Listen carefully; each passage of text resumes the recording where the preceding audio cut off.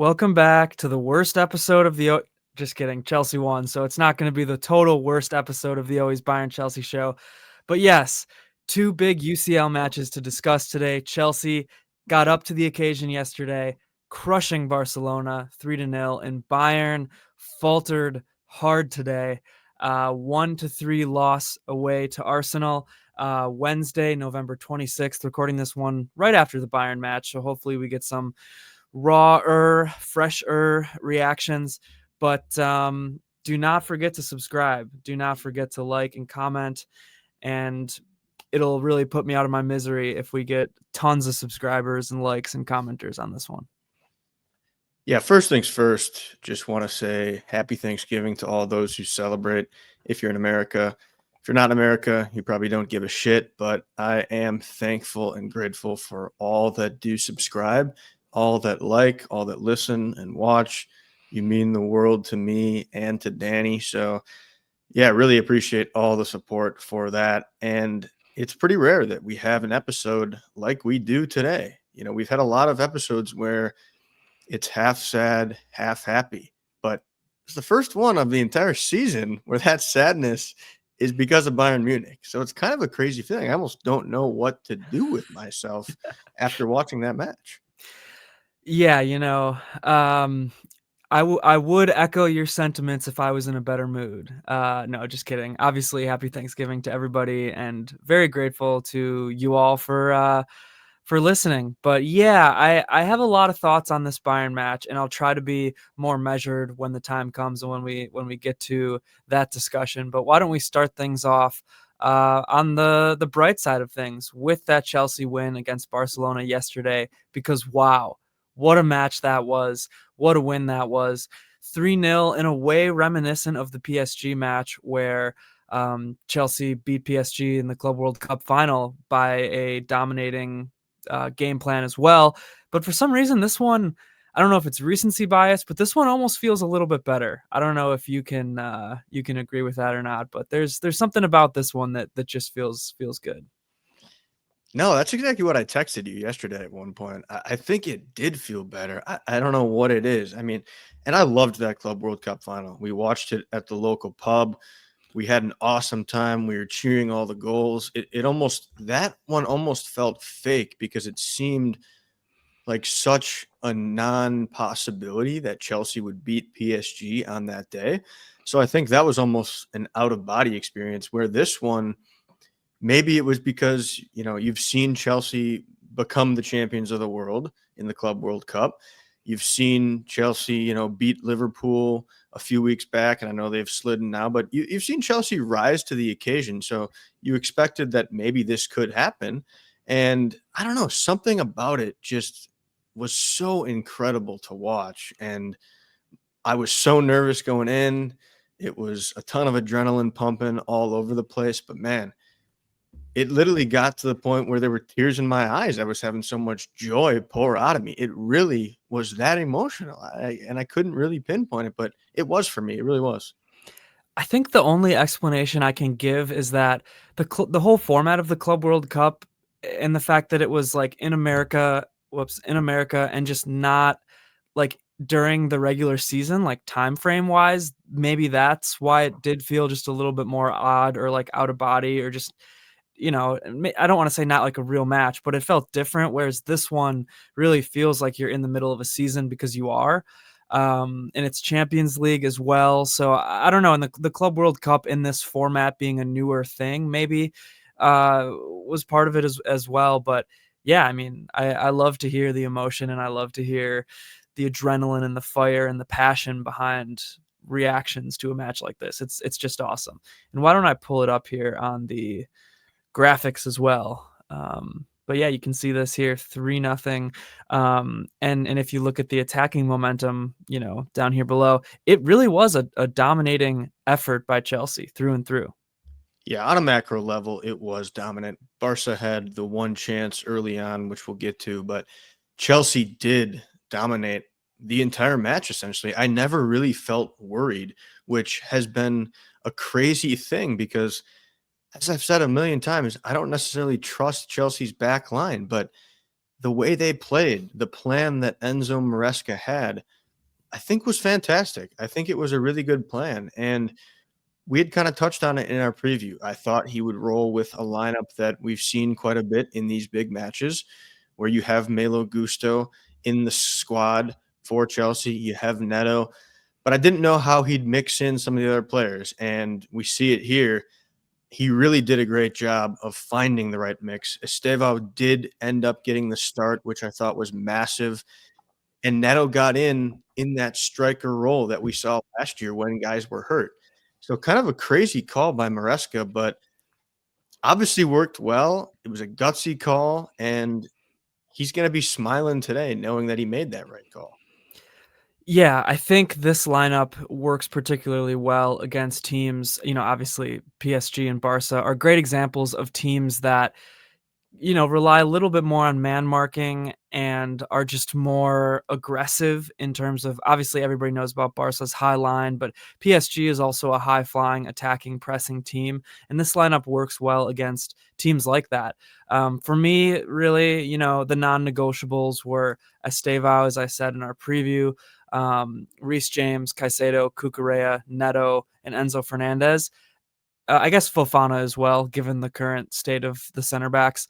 But like the rest of the guys, I mean, everybody on Chelsea really did well. So the rest of the guys, Garnacho, Chalobah, Gusto, those were good choices as well. But I was just really keen on seeing Estevao and Reece James, Caicedo is going to do well. Even Enzo Fernandez pretty much always shows up in big games. Guys like that are going to do well.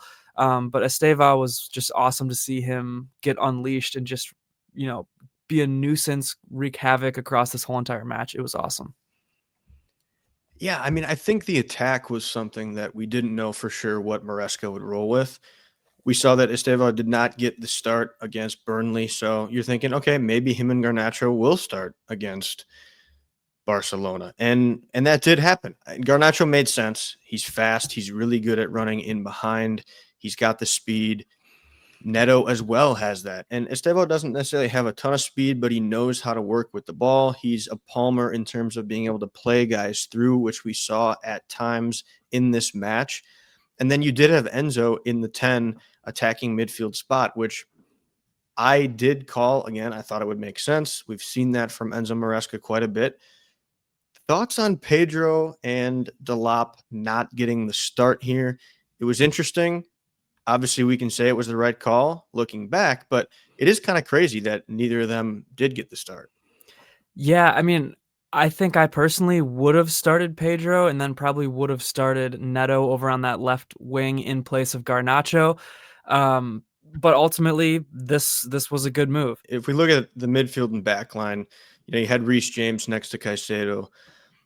We've seen that a ton from Maresca now, and Gusto at the right back, kind of plays more like a wing back, the way he gets forward a ton. Cucurella, of course, at left back, and then Chalobah Fofana, I think at this point is Maresca's preferred pairing with the injuries and guys that Chelsea do have right now. I think it's real solid at this point. Fofana, since he has come back and has been healthy, has probably been Chelsea's premier center back. And Chalobah has had his moments, but, he's fine, I think, when he has a Fofana next to him, a guy that's pretty fast. And you just feel comfortable with the rest of those guys there, Gusto, James, Caicedo. They're so strong, and they show us time and time again how well they work together, creating the passes in the midfield, and really only made one or two mistakes in the collective in this match, which is crazy. Yeah, Gusto is somebody that always would worry me about his defensive positioning, just his ability overall as a defender. I've always thought he's been fine at contributing to the attack and getting up into play, but he did always worry me as a defender. But I'm slowly coming around to him as he's put together a string of consistent performances here, defensively, offensively, whatever. So I gotta say, like, I'm coming around to him, and I got to give him credit, even though in the past I have not loved what he has done defensively as opposed to somebody like Reece James.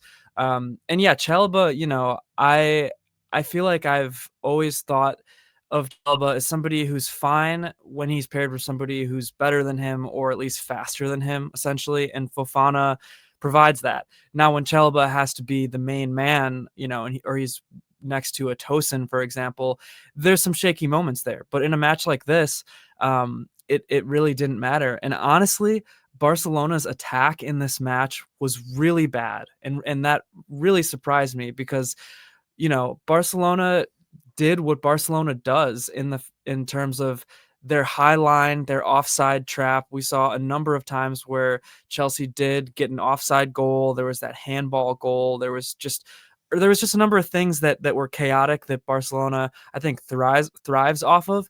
But usually Barcelona combines a high flying, amazing attack with that. Whereas in this match, and credit to Chelsea as well for snuffing it out.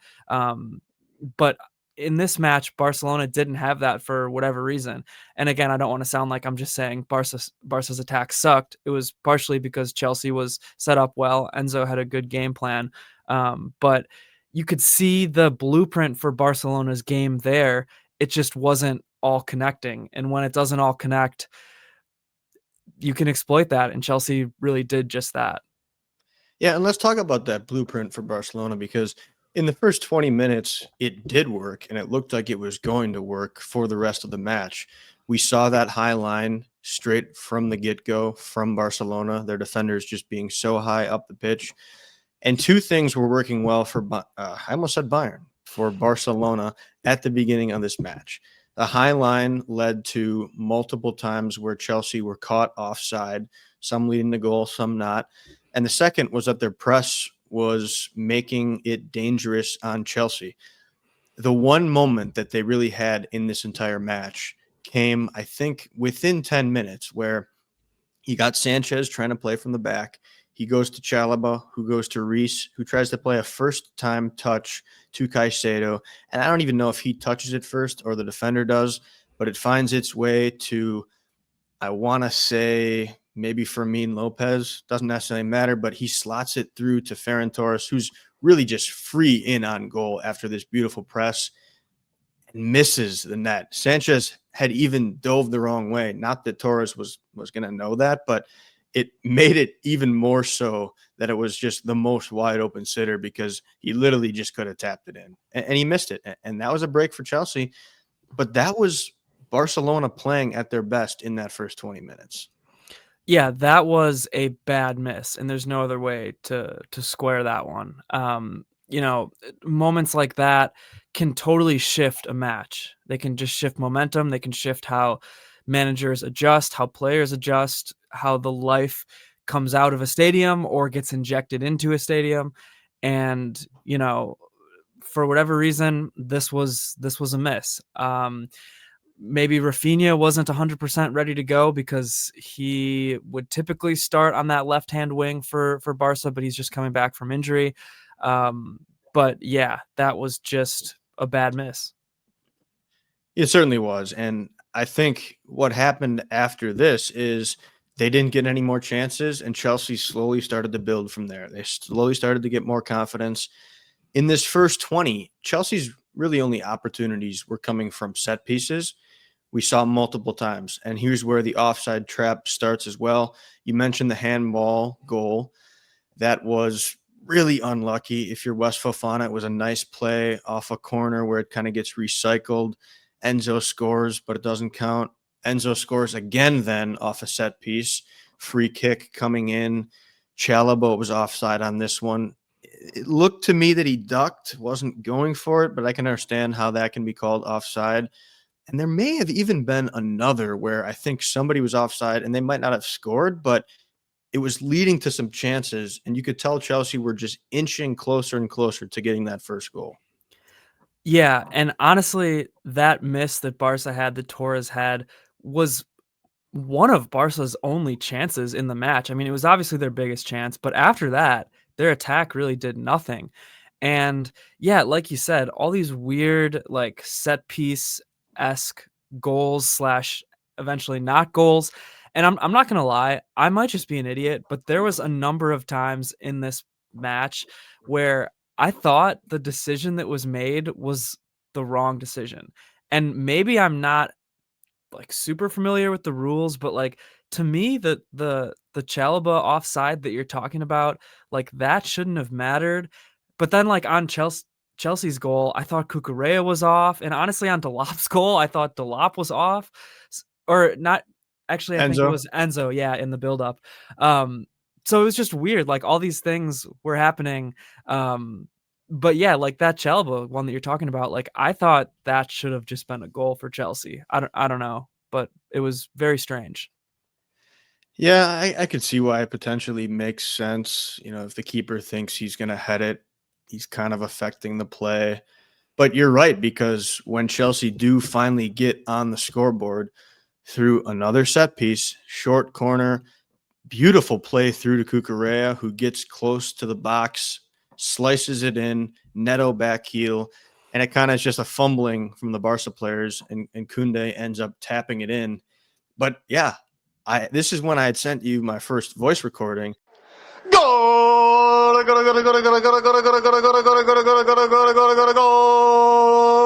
don't know who's gonna credit it. Off a set piece corner. Cucurella crosses it in low, maybe goes off Neto, goes off Barca, could be an own goal. I don't give a shit. Goal! And then again, it's just that camera angle that we have. I think it's just different than the actual pitches, because when they show it, yeah, he's obviously on. Does it even matter in the end? Chelsea was so dominant throughout this match. They definitely deserve the win. But weird by Kounde there. I mean, I think it was him and Lewandowski that were kind of like in the box alone, and all he had to do was just clear it, or actually just kick it in any direction, and it wouldn't have been an own goal. But instead, he just literally like taps it in. The keeper, who I think was Garcia in this one, Yep. was not even like close to it, but there wasn't even like a lot of Chelsea players around. It was just really weird. And honestly, there's something about Kounde that's just off this year. He seems like a different player, and honestly like a different person than he was last year. It's really bizarre. I don't know what's going on. Yeah, I know he's not had a great run, and Chelsea certainly take advantage. And to be fair, Chelsea wholly deserved that goal at that point. They had been building. We had seen the close calls that they had, so it really felt deserved, even though it ends up as an own goal. It's a nice play from Cucurella and Neto as well. So happy to get that goal.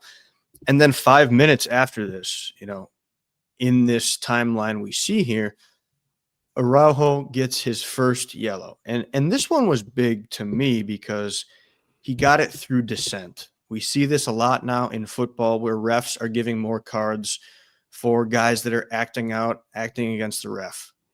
A lot of times it goes unnoticed. You kind of think, oh, all right, whatever. He's going to calm down after this. But, 12 minutes later, then we see that dissent card really did play a huge, huge role in this match.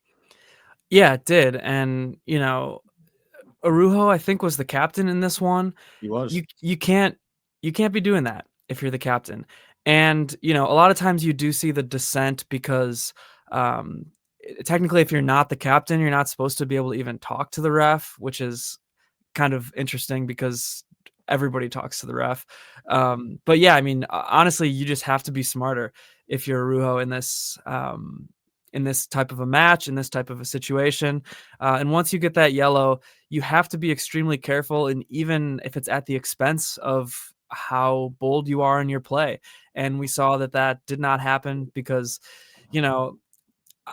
I never can tell with these dissent cards if they're really deserved. You're not listening to what they're saying. They might not even be speaking English. If you're a fool like me who's only really fluent in one language, although trying to learn Spanish and German. But yeah, then the second foul that got the yellow card, I feel like that was, you could see how that's a yellow card. So it's just, you just have to be smarter than that at the end of the day, especially if you're the captain. Yeah, and that second one, he just has no brain. And at this point, Chelsea are still building. They're dominating the ball. They have more possession. They're creating more. The build up to this second yellow and red, was amazing ball play.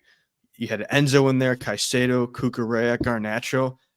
If you go back and watch, I've seen this multiple times now, super tight space near the sideline there. And they're just it's a little bit of tiki-taka right there against Barca. And it was beautiful. And then the ball kind of leaks out. Cucurella gets to it. just putting your leg out there. I don't know what he was thinking. I think they were just rattled at this point because they're down 1-0 and Chelsea are taking it right to him. I think that's the key here. Even though then after this they go down to 10. But the point is, either way, Chelsea were dominating at this point, taking it right to Barcelona. And that just cannot be understated. I want that to be known because people will see, oh, there was a red card. You kind of throw it out. But no matter what, Chelsea were the dominant team here. And that's what I think is key. Yeah, they were the better team in the first half, in the second half, throughout the whole match. And yeah, some beautiful interplay between oftentimes Enzo, Cucurella, oftentimes getting in there. Maresca likes those midfield triangles, and he likes the interplay between, obviously it's not always a perfect triangle, but you get the point. Those kind of passes between three players to kind of overload a certain area of the pitch. And Chelsea was just doing that very effectively and just kind of building up and gaining an advantage through the midfield and then taking that into the attack and creating chances off of that. So hats off to Maresca and hats off to Chelsea for executing a really wonderful plan. And I do want to touch on that midfield because we know Moises Caicedo is the best CDM in the Premier League, potentially in the world. He was outstanding on this day. I thought Enzo Fernandez continued to show that he is one of the best midfielders in the world. I don't care what anybody says. The guy's a serial winner. He shows up in all the big moments. He was outstanding. And Reece James was fantastic once again. Right back, right center back, midfield. The guy can do it all. And I wanted to shout out Reece because I noticed early on he was tracking Frankie de Jong the entire match. The guy was just following him wherever he went. I think Maresca must have thought that de Jong was really a key guy for Barca, maybe a guy who sets a lot of things up, and I think at times he is. I thought Reece James did a really, really great job in shutting him down, and I think this midfield in total was probably the number one reason why, number one, Chelsea's defenders basically had no work on the day, and number two, Chelsea ended up dominating the match. Yeah, I agree with you. And I think that, Barca typically goes with more of a man marking system. It seemed to me like Chelsea was kind of in this hybrid between man marking and zonal marking. But yeah, I mean that's a great point there. Reece, you know, clamped De Jong and just really, again, like he was part of those midfield triangles I was talking about, and he was part of the overall like build up, and just he had a number of brilliant passes that he just found space that you almost don't think is going to be there or can't tell, that somebody else is going to drift into this space, and Reece found it and was just, yeah, the vision today was truly remarkable. And that's a good lead in because Reece did have some great passes. One of those passes leads to a moment that we'll never forget. It's time now to talk about what we all want to talk about, and we'll all be talking about for years and years and years to come until 2033 precisely based on contracts. We did see, first of all, a Santos sub at halftime, and he's a key part of this magnificent moment here. Estevao is a talent like we've never seen in this world. He's just special. And this goal in the 55th minute, I told you I had tears in my eyes. And it was an insane moment because Chelsea, again, were building up to this moment. I keep saying that, but it's true. You just knew more goals were coming. An errant pass from Barcelona. Santos intercepts. The ball gets played to somebody. Santos, again, hits it to James, who has one of his great passes, as you mentioned. And from there, Estevao just said, okay, you guys did the work there. I'm going to take it from here. And the dribbling, which you don't see a lot of anymore from players. A lot of guys have speed. A lot of guys make great passes, but dribbling is a lost art at times because not everybody can do it. And as I'm watching this on my couch, it's just magical. I'm getting goosebumps talking about it because he just slithers right in. And then the power of the right weaker foot to strike it past Garcia. I mean, the guy is insane. Almost a carbon copy from the angle of the goal he scored against Chelsea in the Club World Cup. I agree. That was the moment of the match for sure. The match was probably going Chelsea's way anyways, but this was an exclamation point from a young star who has to start all of these matches from now on. I don't care. Every single big match, you need to see him in there. But the way that he used his body on that play as well to finish off and to kind of just get himself in between the defender and the goal, and then allow himself the ability to fire off a rocket, and it was truly a rocket. I mean, the shot went like right over the keeper's head and he couldn't even react in time. That's how fast it was. It was Insane. it was incredible. Yeah, and if people didn't know who he was, they certainly know now. He was a magician all day, played through balls to Neto. Net gave Neto a chance early in the match that he probably should have done better with.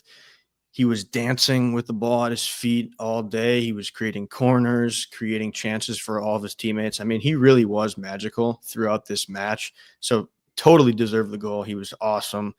And, the rest of the match was just Chelsea showing that they were the dominant team on the day. Barca didn't have any answers. I think they had one shot on target the rest of the day. Actually, a pretty nice save from Bob Sanchez on a Rafinha shot. But we see Chelsea, able to make a couple subs as well. Delap comes in for Garnacho. Eventually, we saw Achimpong and George come in as well, which was cool. Did Gittins come in? I think he did as well, if I'm not mistaken. I thought he did as well. I don't know Yep, why. there it is. 75th minute came in for Neto. So, Oh yeah. yeah, just an awesome way to finish. And they did have more chances too. And we see finally, Liam Delap gets the goal that he needed to build that confidence. It's going to be huge going forward. Amazing play from Neto to Enzo to Delap. Again, was almost off. His hand was off, which I didn't realize doesn't matter, but awesome goal.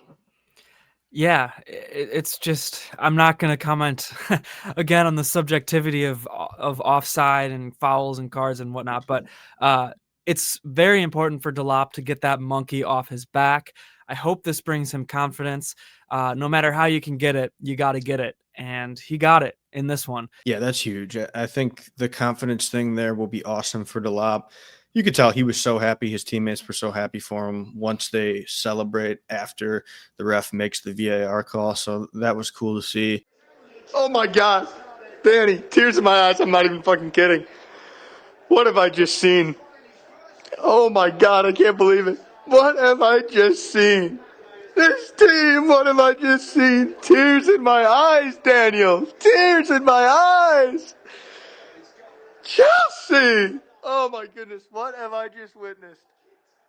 Oh, Danny. Oh my goodness. Oh my goodness. The fact that I'm on this earth witnessing this, it's just beautiful. What else can you say?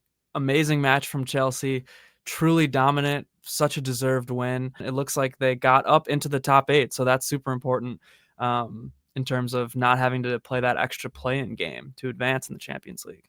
Yeah, puts them in a huge spot, an absolutely huge spot. 3 games left, 2 of which will be very, very tough against Atalanta and Napoli. But you just love to see it. And funny, you love to see them sandwiched between Dortmund and Sporting because Ansel Mino has been playing phenomenal for Dortmund on loan from Chelsea. And Giovanni Kenda has been playing phenomenal for Sporting, who's coming to Chelsea next year, had a goal and an assist today. So, man. Well, Bayern plays Sporting next in the Champions League, so obviously without Diaz again as well. So let's hope that they have an off week coming up next time. Well, that's a good transition. Why don't we talk about that other team in this podcast? Yeah, I guess so.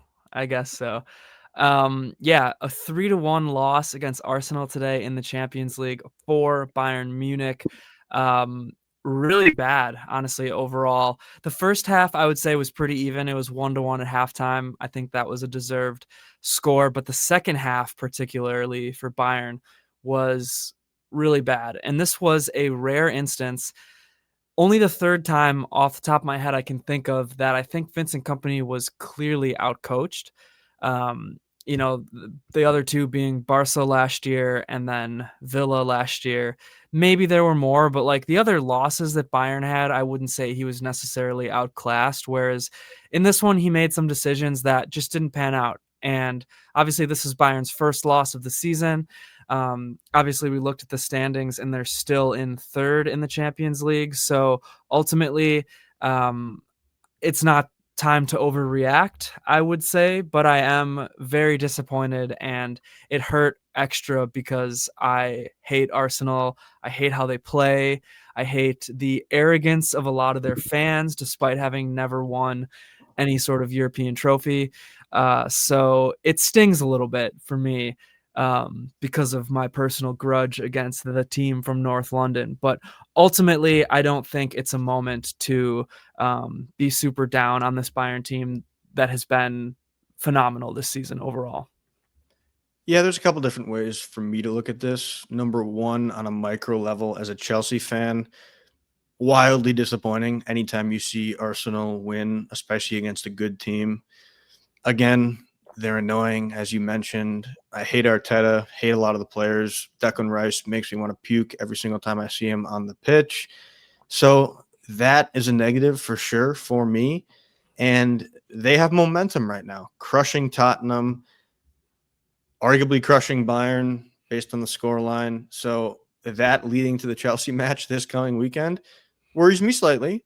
So that's disappointing. But if I look at this on a macro level for Bayern, put my Bayern hat on here, I don't think it's the worst thing. You were going to have a loss eventually, unless you really were invincible, which could happen, I suppose, but it probably wasn't going to happen. So I think this is not the worst match to lose on the road against arguably right now the best team in the world, much as I hate to say that. It's maybe a little bit of a wake-up call for Bayern because now they know they can lose. Now we can see what kind of adversity they can face and how they get through it. And the other part of it is they are still third in the Champions League standings, as you said. It's a great, great spot to be. So really no need to worry, as you said. Yeah, both things can be true. You can be disappointed and also realize how great you still are. Yeah, when you zoom out, and it's going to depend on the rest of their Champions League campaign this year. Obviously, Sporting is in 8th place. They play them next. That's no easy match. They have PSV, who demolished Liverpool today. Obviously, Liverpool in the dumps, basically. But they have a couple of matches where it's like they're not going to be pushovers. But say Bayern were to win those matches, you zoom out, it almost doesn't matter in terms of Champions League standings. Yes, exactly. You zoom out big time. They're still in a good spot if you were to look at their full schedule and be like, okay, they lost away to Arsenal, but they beat PSG away. They beat Chelsea at home. Those are 2 great wins as well. So ultimately, it's not time to like panic yet if you're a Bayern fan. But yeah, when you zoom in and look at this match in isolation, it does kind of suck. Looking at Company's lineup here, you have Manuel Neuer in between the sticks. And while Neuer had a couple of nice saves, almost solely responsible for 2 of the goals. I mean, at least that third goal. Yeah. He was so far out of goal. Martinelli could just tap in a ball that literally you, I, my grandma, your grandma, anybody could score. Like Neuer was playing in midfield. And it was also probably Grandma's on a full Thanksgiving meal stomach. Yeah, and it was also arguably his fault on the corner. I mean, he just did not read that ball well at all. But really, the whole entire back line on Bayern was really bad today. In terms of what these players are capable of and how they should be playing, they were really bad. Ultimately, like in my mind, Limer did a good enough job at stopping Saka. I mean, Saka got an assist, but it could have been worse. But Limer himself did nothing in terms of, playing into the attack like he usually does. Stanisic, I could say the same about. He was okay defensively, but did nothing in terms of attacking, and honestly flubbed probably the biggest chance of the game for Bayern. Honestly, what would have been an easier goal for Carl or Elise than the goal that Carl actually did score. Stanisic just flubbed it by not being able to slide the ball to a wide open Carl or Elise, instead trying to shoot it himself. Upa, this was his worst match of the season, hands down. Was getting burned defensively, had a turnover that directly led to a goal, got a yellow card, which was maybe a little bit weaker, but ultimately you can't be doing that because that's going to influence how you play the rest of the match. And then Jonathan Tah was probably, the best of the bunch in terms of, I thought he had a solid first half, but again, like kind of wilted in the second half along with the rest of the team. So the back line was really bad. Kimmich and Pavlovic, I thought were pretty good. They did a lot of dropping deeper to help with the defense when necessary. Honestly, did not do great at progressing the ball, but they were just okay. I thought they were fine. Olise was essentially non-existent. Kane was non-existent for large portions of the match. Tried to drop deep at times and had a few nice passes here or there, but a player like Harry Kane needs to do more in a match like this. Lennart Carl was easily Bayern's best player, the most active in the attack, the one who scored the goal, the one who brought the most energy, seemed like he cared the most. And Serge Gnabry, I thought was, at least not as non-existent as Olise and Kane, I guess. So there's that. That's how I view the starting 11. Yeah, it's an interesting lineup and an interesting match. I didn't really have any problems with the lineup from Von Sohn in this one. Look, you're going up against the best defense in the world right now. Arsenal, that's what they're known for. They're also known for their set pieces. But for your back line to have such a non-showing in a huge Champions League match is a slight red flag, maybe an orange flag. I don't want to say red flag and panic, as we said, but I trust Tah and Upamecano. I trust Limer. I trust Stanisic. And obviously I trust Manuel Neuer. So for those five to collectively not show up against a team that I don't think is the strongest attack in the world, Arsenal known for their defense. And certainly these guys are capable that they have, but Bayern have faced better attacks. We've seen them dismantle PSG, Chelsea. We've seen them really play against the elites in the Bundesliga. So that to me was slightly concerning, but you could also just kind of view this as a blip because it is a huge match. And at times this can happen, especially when you're playing on the road. But yeah, those guys I think really did struggle, which did not help things for the rest of the squad really. Because when your entire backline's bad, it's going to be tough on the midfield. And then because of that, tough on everybody else really. Yeah, and honestly, I just hope that Bayern and company can learn from this. They always mention the Barca match last year as a turning point, and I think it was. And I think company really did learn from that match, and he adapted tactically. I think the players actually went on like an 11-match winning streak or something like that after that match. So if Bayern can, again, zoom out and look at this match in a way like they did against the Barca match, it's going to be helpful for them in the long run, I think. And obviously, it doesn't help that you're missing Jamal Musiala, you're missing Luis Diaz. I mean, the attack, again, like I didn't have a problem with the lineup either, and I think the attack should be able to get going without those guys, or at least do better than it did. But obviously, adding those guys is hopefully going to, breathe a little bit more life into the attack. Arsenal as well are dealing with some pretty big injuries. So again, like I'm not using that as an excuse. I'm just trying to think about Bayern's season more holistically and thinking about what could happen potentially if these two teams meet up again in the Champions League later down the line. And I also hope company learns from this decision to play Limer at left back and Stanisic right back, just because it didn't work. And Olise is not the same player without Limer behind him. At first I thought it was a coincidence, but we've seen it enough times now to know that Olise isn't the same guy without Limer making those runs behind him. He's just not. And they just have such a good connection. Now, granted, you'll get Davies back. He'll play left back, and Limer will start at right back.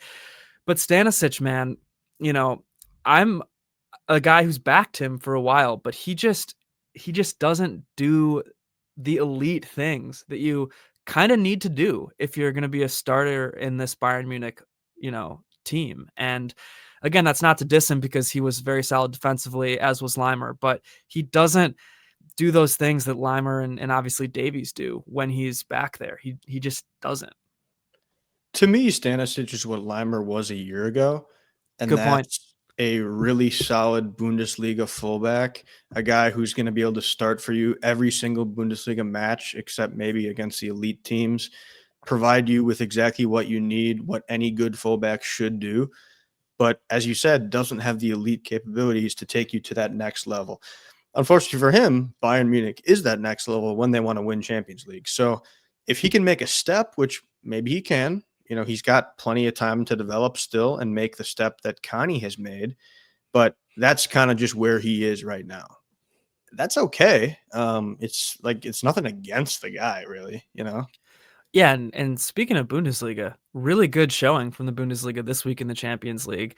I mean, you had Dortmund with a big win, and you had Leverkusen demolish Man City. I don't know if Pep wanted to try the company gimmick of resting a lot of guys against Leverkusen, but Bayern won that match 3-0 versus City, who lost 3-0, I believe. So that was just an interesting call out for the Bundesliga. Dortmund, I believe it was 4-0 against Villarreal, who's I think they're in third in La Liga right now. So I don't know about that. Just wanted to point that one out. Yeah, no, it was a great showing for the Bundesliga. Outside of Bayern, except for I think today, Frankfurt got smoked. Yeah, they lost to Atlanta 3-0, but Frankfurt, I think we can agree, isn't quite the top team that maybe they were last year at this point. Yeah, they lost a lot of guys, and they can get up, but they also can get down. And I guess today was a down day. So yeah, they can get up, but also get down. That's quite the line. I mean, yeah, they crushed somebody. I think it was Gala, like 5-0 or something. But yeah, but then they can get crushed for sure. So yeah, going into the match now, what I noticed right away was Arsenal. They have the same DNA that they had when Bayern played them in the Champions League. I guess 2 seasons ago. That would have been quarterfinals, final 8 of the knockout rounds. And they just have the same DNA in that they have such a strong shape. They do not allow for very much space.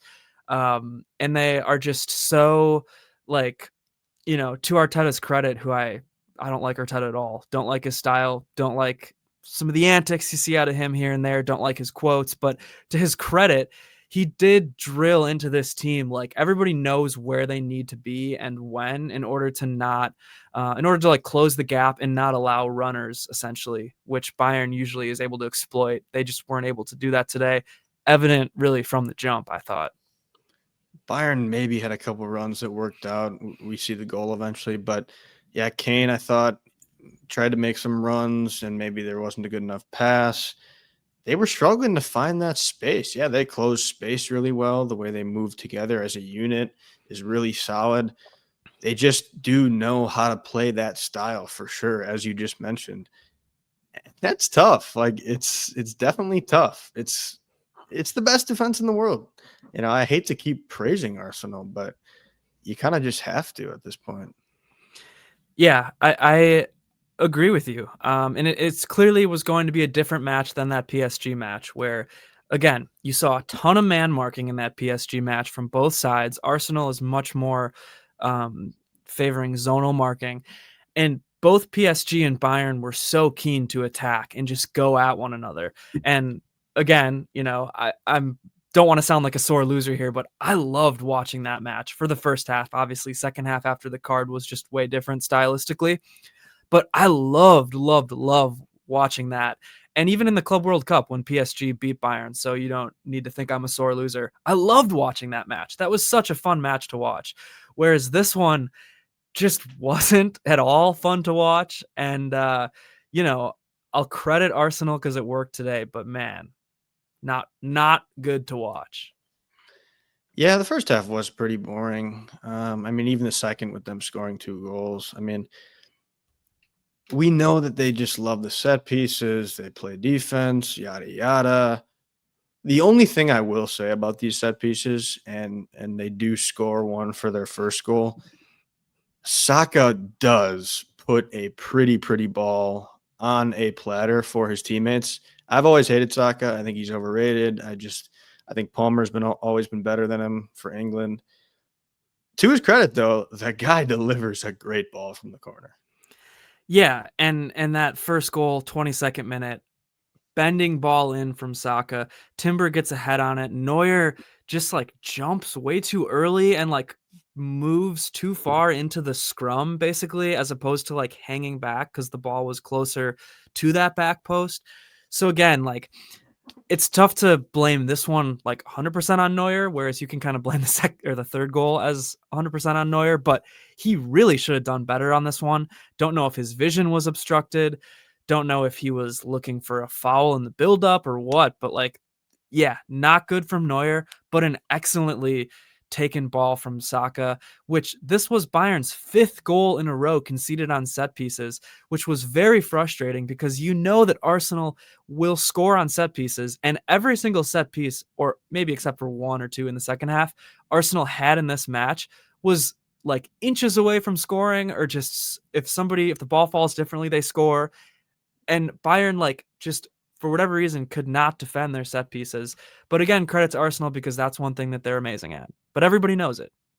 Yeah, they just know how to work set pieces. That's really all you can say at this point because they're so good at it. They're just good. That's just what they do. It's what they do.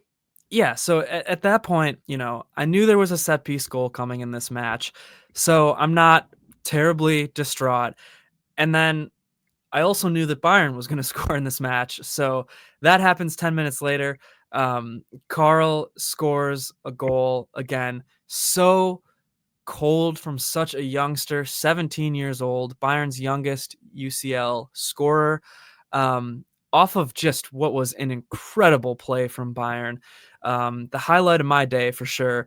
A wonderful long ball from Kimmich, literally from the back line all the way across the pitch to Serge Gnabry in stride, who Gnabry takes it out of the air, one touch, lays it right up to Carl, who has a nice finish. That type of play is just professionalism, world-class players, and a world-class goal, through and through. I can't say enough good things about this goal. Yeah, you talk about the last 2 days being a showcase for young talent. You had Yamal versus Estevao. You have Carl, even younger than those 2 stars, scoring in this one. Awesome to see young talent on display. And that's just a stupid ball from Kimmich. That's a stupid, silly ball, really.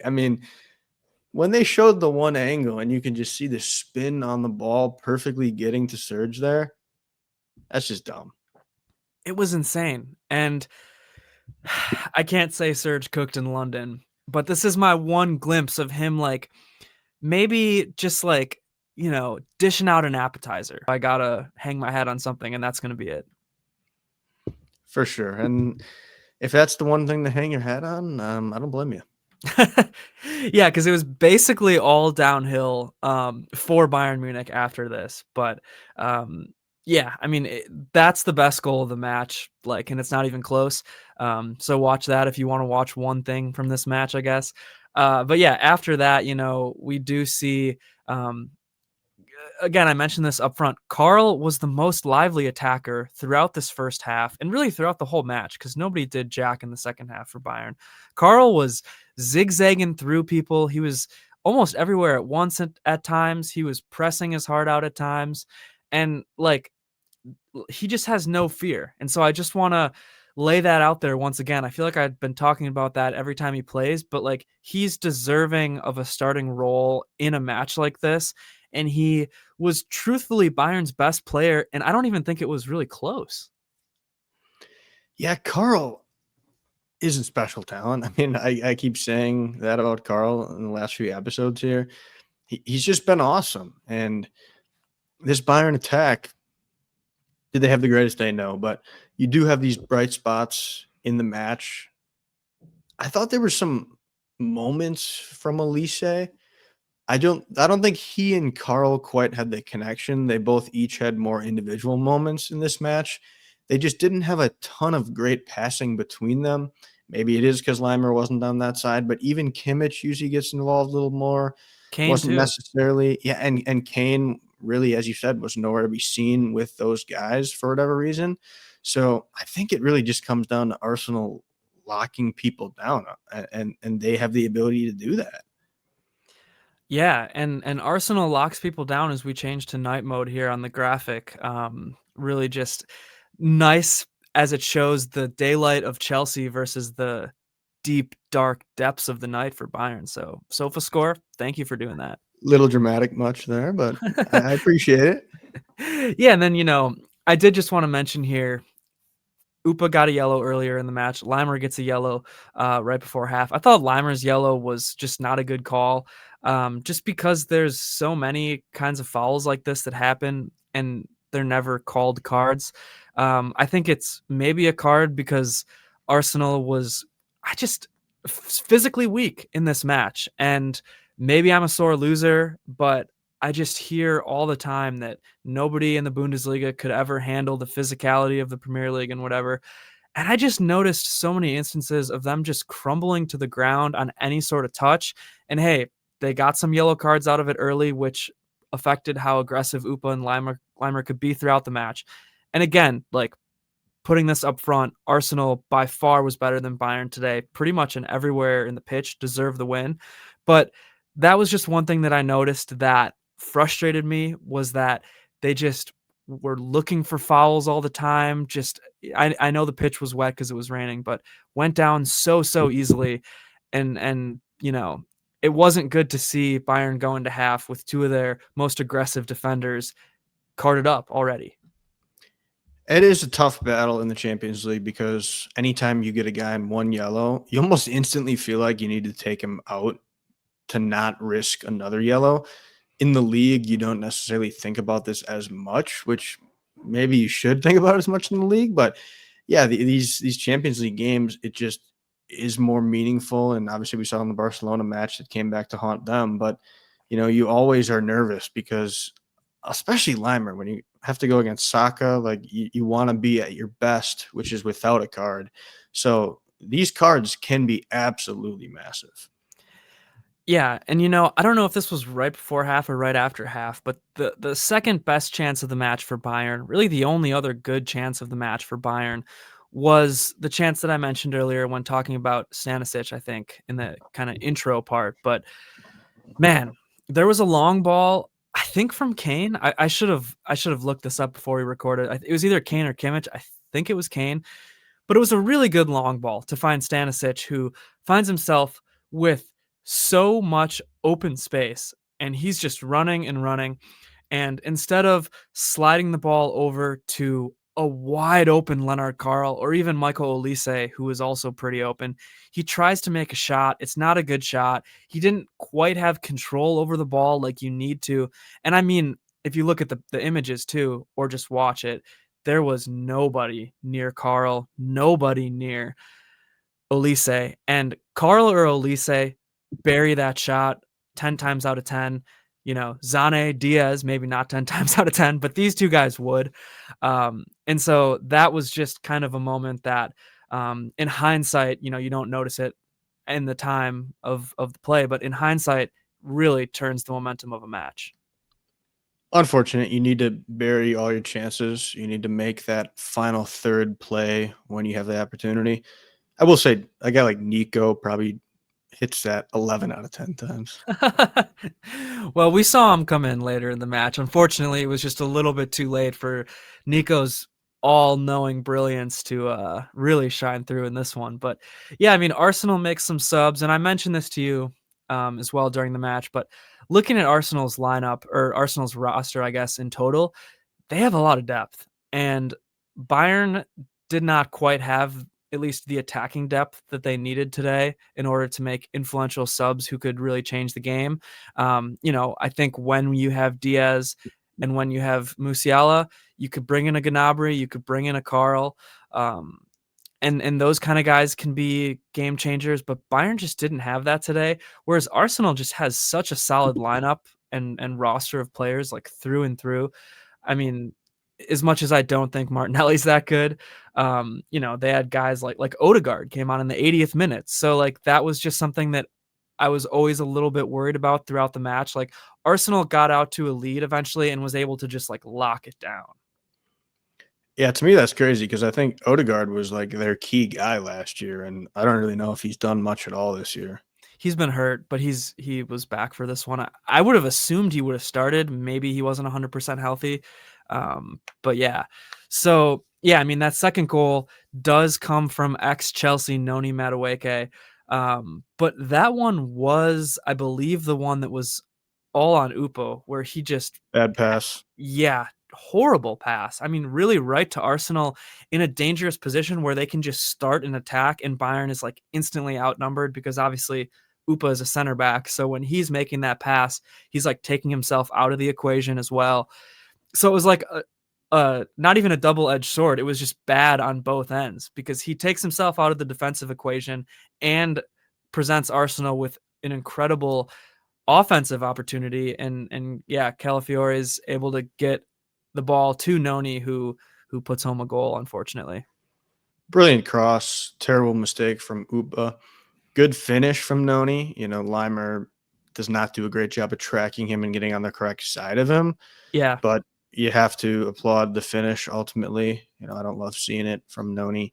But, yeah, no, it was a good goal. And unfortunately, Arsenal did deserve it. They were playing better in the second half. Bayern basically did nothing, I feel like, that entire half. So, yeah, it was deserved, and it happened. That's as nice as I can say it. Yeah, it was an Upa mistake. It was a wonderful cross and a nice finish. Noni really just got himself in between Limer and Ta, who, for whatever reason, neither of them were marking him correctly. I think that's probably mostly on Limer. I think he just has to, like you said, have his body on the other side of him. But yeah, I didn't even mention it, but Arsenal was flying in the second half. Right from the jump, Company, I think, consciously made the decision to like go for a draw and like give Arsenal a lot of possession because he wasn't pressing. Bayern wasn't pressing like they were in the start of the match. And Arsenal had a million set pieces to start that second half. And probably three of them, like I'm thinking of a couple of headers that were just inches off, but probably three of them had really good chances to be goals, and for whatever reason, they just weren't. I need to find this. Yeah, look at this attacking momentum here. This is the beginning of the second Yeah, half that's wild. before that goal. I mean, it's just nothing on the Bayern end to all of these good chances for Arsenal. Yeah, and it did seem like every set piece, it looked like they were going to score. It just everyone was so close. Yeah, wow. I mean, Look that at that. XG is nuts too. Yeah, that's crazy. I did not realize they had 6 big chances there, and that's just the half, right? This is just the second half. Yeah, this Oof, is when you look at man, the whole that's match. nuts. 6 big chances in the second half. Yep. Yeah, I mean, Yeesh. the second half was a domination. I mean, again, I mentioned it. I think 1-1 was a fair score after the first half. Second half, it could have been worse than 3-1. And I hate saying that, but it legitimately could have been worse than 3-1. We finally see Company go to his bench. And this was reminiscent of last year Company, where, he did make these subs like right after the goal happens. You can see him go to his bench. A little bit of a panic move, but like also you have to do something to kind of try to get anything going. So you see Limer come off for Bischoff in the 72nd minute. You saw Nico come on and Gnabry come off as well. And Bischoff, I was fine, and Nico I was fine with too. Neither of them did anything to move the needle, but had like a couple of good moments, I think. I mean, I'm imagining a few good moments from Bischoff there, one defensively, one offensively. Nico just didn't do much, but none of the attack did much outside of Carl. So, what can you say? Yeah, to me, if you're going to go for it, you're going to bring in Bischoff for Stanisic, move Limer over to right back, and you probably don't even bring Nico on unless it's for Carl or Elise, which doesn't even make sense because Jackson doesn't do anything for me in the left wing. And so that to me was almost kind of weird, but yeah, that just shows you were missing Diaz probably. And it didn't work. And it was unfortunate, I think, really. Yeah, and that's just kind of what I was saying before with like Bayern just didn't have attacking depth because it's like in this match, yeah, I guess Bischoff is really your only option to try to add some attacking firepower because again, like Nico, you know, he has not done anything for me, really on Bayern Munich. I mean, he's had a couple of nice matches where he's had some goals against some weaker opponents, but like he's not going to move the needle at all in a match like this. Um, and then in the 77th minute, you do see that horrific Neuer mistake where he's in midfield. There's nobody behind him, I guess, except for Kimmich, who's just trailing behind Martinelli and Eze, just racing to get back because there's not a keeper in the goal where he belongs. But it's just one of those moments with Neuer where I always say it, you live and die by the sword. That's the kind of guy he is. Would it have ultimately mattered today? Probably not. But yeah, Martinelli unfortunately gets a goal because this was actually like obviously a mistake from Neuer, but Eze did more of the work on Crazy good on this ball. assist. Yeah. Yeah. Yeah, I thought really nice ball. I thought Eze was really good on the day. He missed a shot that he actually should have made. But if it wasn't for that, he was probably Arsenal's best player in the attack. And I got to give it to Noni as well. I actually thought he did a number of nice things today, too. Agree on Eze. Noni I won't comment on. Marino, I think, was kind of a little bitch today. He was. Unfortunately, Rice did have a great day. Forced Neuer to make the best save of the day. Really, really, really nice save, stretching down with his left foot on a goal. Declan Rice probably would tell you that he should score. Yeah, and that's just what Neuer does so well is he makes his body so big and his arms and his legs are so strong. If you think back to the famous Ronaldo shot where it's like point blank as fast as a shot could ever be in human history, and Neuer just sticks out his arm and it just ricochets off his arm like his arm is basically a brick wall. He can do that with all four appendages, and that's what makes him such a All good five. stop. And that's what makes him such a good shot stopper. I can't give him that after his performance today. I just can't. Talk to me after after the PSG match. I would have said that, but not today. Not today. Too funny. Yeah, so Company tries to make something else happen in the 80th minute, 81st minute. Goretzka, Guerrero, Kim, come on. Kimmich, Carl, Upamecano, come off. But nothing works, and the match ends 3-1. Arsenal with a few more chances, a couple more set pieces, but Bayern really no more chances that I can think of in the end of the match. Yeah, and I don't even think that was Company trying things. I think that was a white flag. Yeah, just giving guys some rest. Potentially, I mean, Kimmich is coming off an injury. Upa, you don't want to get a second red card, late in the match. Give Carl a standing O from the fans, potentially. Yeah, and, match awards for me, it's just Carl. That's it. No one deserves anything else. Kimmich, fine. Gnabry, fine. But Carl's the one to talk about. Yeah, how about maybe the fifth appendage gets an award? Sure, if you have to. But yeah, I mean, that's how this one shaped up. I don't have anything else to say about this match, and frankly, I want to bury it in the deepest corners of my mind as possible and never think of it ever again. But Bayern goes to play St. Pauli next week, or this weekend, I guess, in the Bundesliga now, in what should be a get-right match. I mean, St. Pauli is the worst team in the league right now, and it kills me to say that because I love them. They can't score a single goal. They've lost 8 in a row, not even drawn, just lost, straight up lost 8 in a row. And, they started the season very well, huge win at Hamburg in the derby there. and drawing Dortmund, but literally have not done shit since then and are struggling again to even sniff the goal. So that should be a get right match for Bayern. That's one where if you play your champagne 11, it could end 10-0. But who knows what's actually going to happen. Yeah, we do have a massive weekend coming up here because Bayern will need to get right, as you mentioned, and the team that left them in their dust will play Chelsea. So hopefully Bayern maybe occupied enough of Arsenal and Arteta's mind through the week ahead that they weren't even thinking about Chelsea, and then Chelsea can show up and batter them. That would be a nice gift from Bayern. That's the goal. I was going to say, now I'm begging on my hands and knees, Chelsea, destroy this horrible club, this disgusting style of football. Please, please, please destroy them. Because it's honestly like really tough to predict a match like this coming off of a UCL week where both teams had massive matches. So who knows what is going to be in store for that one, but I am desperate for Chelsea to crush, honestly. I need to see it in my bones, deep within my bones.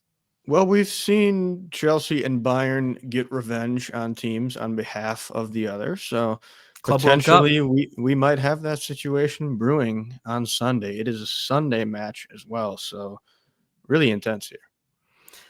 Yeah, and all I have to say now is just I never want to watch a match like that ever again, and I hope you all have a wonderful Thanksgiving. Again, now that I've calmed down a little bit and my mind is becoming right again, I am very thankful for anybody watching, listening, subscribing, liking, commenting. We appreciate it from the bottom of our hearts. Thank you. Well, it's too late. You already said you weren't thankful, so. That's putting words in my mouth. I don't know if I said that. I'm just kidding. I'm just kidding. We are thankful. Yeah. It's time to go wash out my eyeballs because that's all I want to do now tonight. Buy one of those nice science room eyeball stations. I might have to. But still, Mia san Mia. Up the Chelsea.